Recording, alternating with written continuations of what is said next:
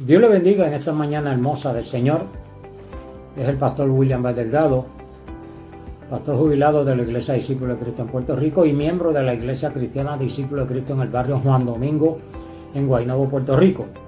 Y una vez más traemos en este día, 25 de octubre del 2020, un corto resumen de la lección que para este día nos ocupa. Y el tema es ¿quién está en control? Y está basado en el libro de Job, capítulo 42, versos del 1 al 10. Mis amados hermanos y amigos, el tema de hoy es muy sugestivo. Es una pregunta. ¿En control de qué? ¿O en control de quién? Al familiarizarnos, mis amados hermanos, con el libro de Job y toda la historia que cuenta, sabemos que los sufrimientos de Job, luego de haber vivido espléndidamente, a pesar de sus riquezas, Job era un hombre temeroso de Dios. Aunque él solo le servía y creía por fe. Job no conocía a Dios personalmente, no se le había revelado Dios a él, pero Job creía en un Dios justo. Sufrimientos, luto, pérdidas de familiares, pérdidas de riquezas, pérdidas de hijos e hijas, marcaron a este hombre, pero no pudieron arrebatarle su fe en Dios. Amigos que lo prejuzgaron y le insistieron en que Job confesara un pecado no cometido,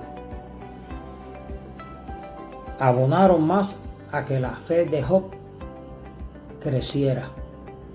El prejuzgarle, el insistir en que él hiciera algo que él no había hecho o confesara algo que él no había cometido, lo que hizo fue que aumentó la fe de Job en Dios. Al final, Job, en el capítulo 42, el capítulo que estamos considerando en esta mañana, en los versos 1 y 2 dice, manifiesta: yo reconozco que todo lo puedes y que no hay pensamiento que te sea oculto. El Dios que él le servía le deja saber que él está en control de toda situación y Job así lo reconoce. Recuerde que el tema es quién está en control. Job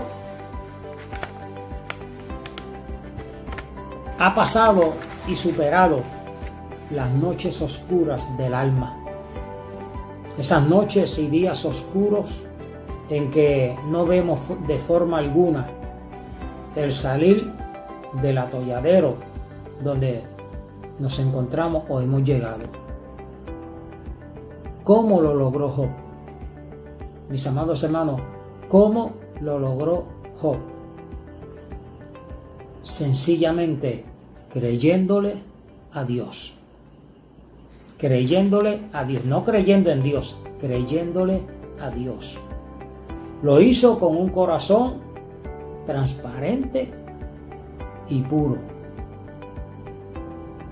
Lo hizo de tal manera que en un momento de crisis por muerte exclamó: Jehová dio, Jehová quitó, sea su nombre alabado.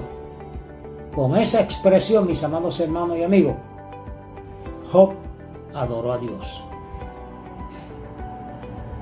Fuerte la batalla, pero su confianza depositada en su Dios, al final Dios lo recompensa retribuyéndole el doble de lo que él tuvo y había perdido.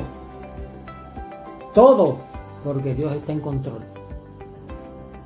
Así, mis amados hermanos e iglesia amada, debe de estar cimentada nuestra fe en el Dios que nos dice en su palabra, en Jeremías 33:3, clama a mí y yo te responderé. Ese Dios que nos ama, ese Dios que Job en un momento dado tiene que exclamar, de oídas te había oído, mas ahora mis ojos te ven. O sea, te había creído de pasada, de oídas, pero ahora he tenido una experiencia contigo y puedo verte.